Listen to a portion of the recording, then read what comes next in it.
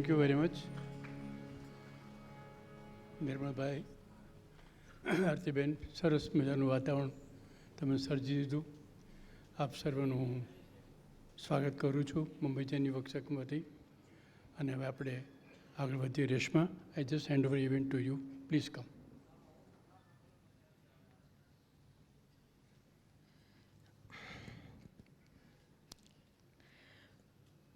ઓમ શ્રી જનેશ્વર ભગવતે નમઃ. ઓમ શ્રી પરમ કૃપાળુ દેવાય નમઃ. ઓમ શ્રી પ્રત્યક્ષ સદગુરુ દેવાય નમઃ. સૌ પ્રથમ ગઈકાલે આપ સૌને પડેલી તકલીફ બદલ હું આપ સૌની ક્ષમા ચાહું છું. અમારા આમંત્રણના પ્રત્યુત્તરમાં આપ સૌનો સ્નેહ ચડી ગયો અને વ્યવસ્થામાં અમે થોડા ઊણા ઉતર્યા, એ માટે માફી ચાહું છું. અને તેમ છતાં આપનો ધીરજ અને સહકાર બદલ આપ સૌનો આભાર માનું છું.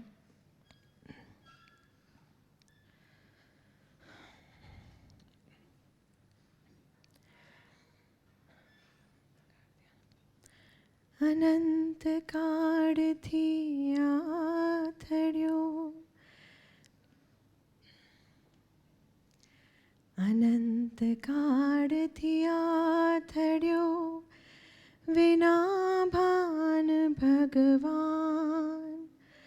સેવ્યા નહીં ગુરુ સંતને, મૂક્યું નહીં અભિમાન.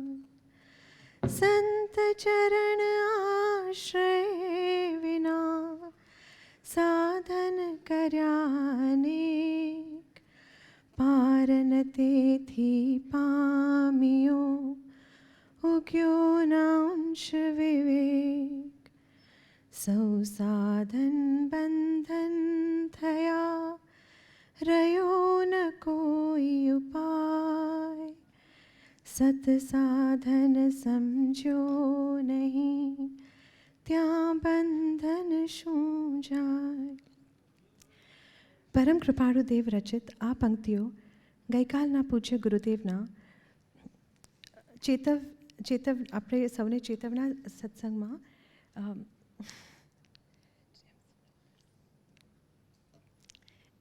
it's just a reflection of yesterday's satsang.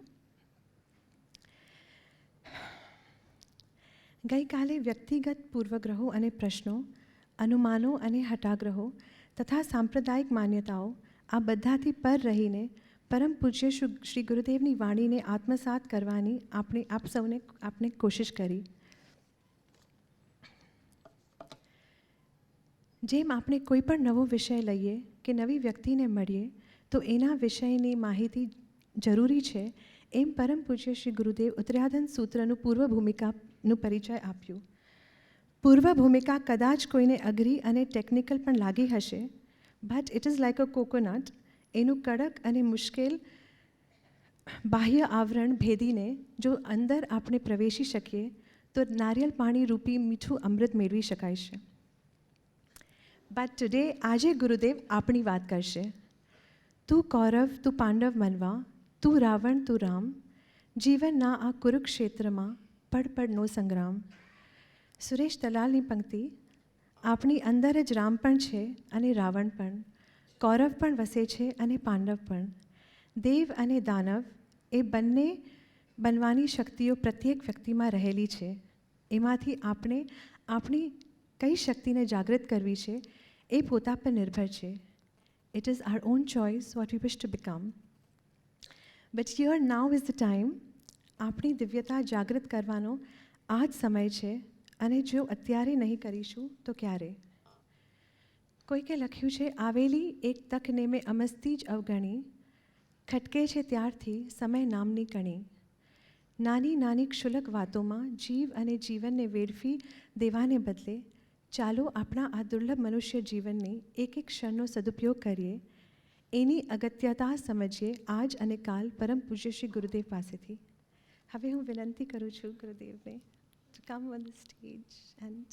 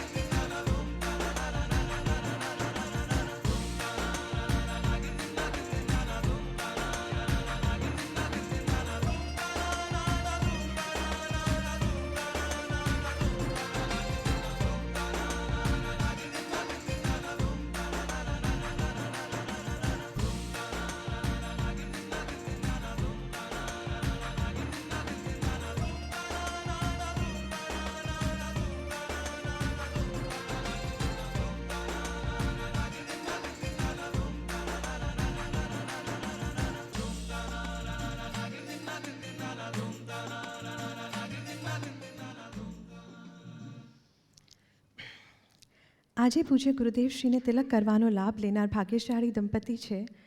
આ ત્રિદિવસીય મહોત્સવના સૌજન્યદાતા શ્રી બિપિનભાઈ અને શ્રીમતી નીલમબેન જૈનના જ્યેષ્ઠ સુપુત્ર રસેશ અને પુત્રવધુ શીતલ જૈન.